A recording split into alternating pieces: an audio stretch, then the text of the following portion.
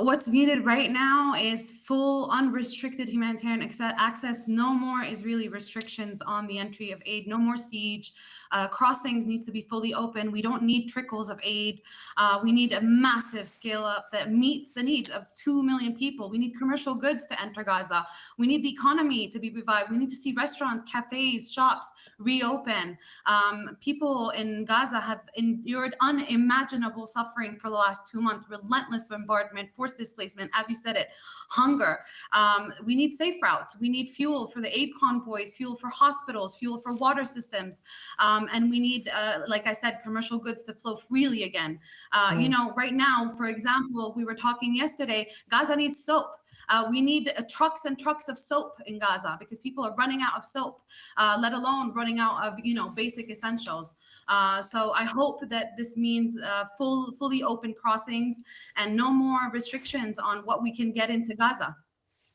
I want to ask you, were you surprised, or is it totally natural? Noor was, she's not jumping up and down and singing and shouting. She's very concerned, very stressed, very worried that this might not last. Do you get that? I mean, yeah, of course. I'm in the West Bank. We're all holding our breaths. I just spoke to my brother-in-law. I've got all my in-laws in Gaza, and he said, nobody can believe it. We don't trust it yet. We can still hear the sound of bombs and Israeli planes and drones above Gaza. So for us, it's yet not real. But of course, from my perspective here in the West Bank and as a humanitarian worker and having worked on this response for 2 years, we absolutely welcome the ceasefire, the release of the hostages, but the unlawfully detained prisoners, the Palestinian prisoners as well. So this has to be the start of a real effort to restore Palestinian lives, restore their rights and end this absolutely horrific assault on Gaza. Bushra Khalidi, can I ask you also, you have said that Gaza is, quote, a petri dish of disease. And I read something in our introduction which said that the Israelis, or the agreement says that humanitarian aid, i.e. food, medicine, water, basics, will start flowing commensurate with previous ceasefires. Is that enough?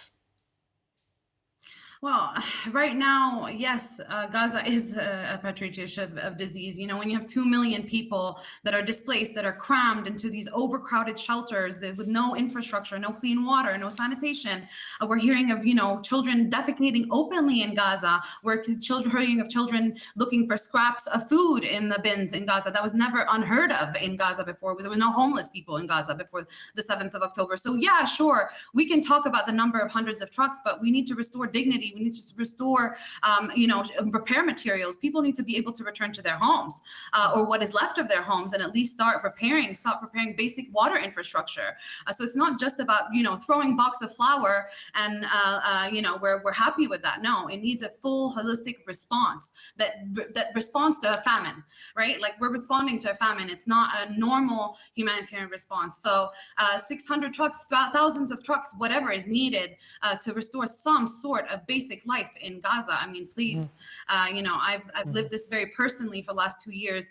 It is truly enough. And so people are allowed to have soap at least, soap, baby formula, the basics. Right. Bushra Khalidi, thank you, from Oxfam, based in the West Bank there. I just want to go back to Noor. I think we can still talk to her in Gaza. Noor, just a final thought for you for this moment. You've been walking around, you've been in Gaza for all this time.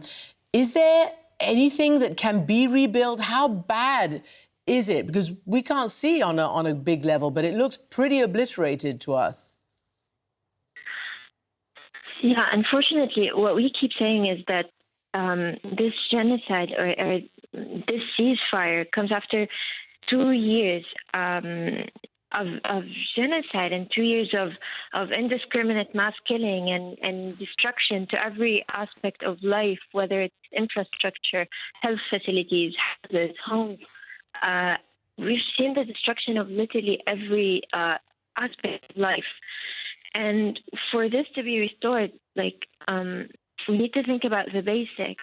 Access to humanitarian assistance, while it must not be dependent on a peace agreement, unfortunately, it should be followed by an urgent and a massive scale-up of humanitarian aid to address these overwhelming needs, whether it's medical needs, whether it's psychological needs, whether it's material needs. I mean, we're talking about every single aspect. Yeah. But as a medical organization, we've reached a point where patients are literally on the floor because there's no beds. The doctors and the nurses are changing the dressing for patients who are literally laying on the floor. There's no room. We're working in hospitals and field hospitals that have reached more than 150 bed capacity or bed occupancy rate, which is almost more than 2 people per bed in a hospital. It's catastrophic, to say the least. With not enough of anything, not enough of medical supplies, not enough of medications, not enough human resources.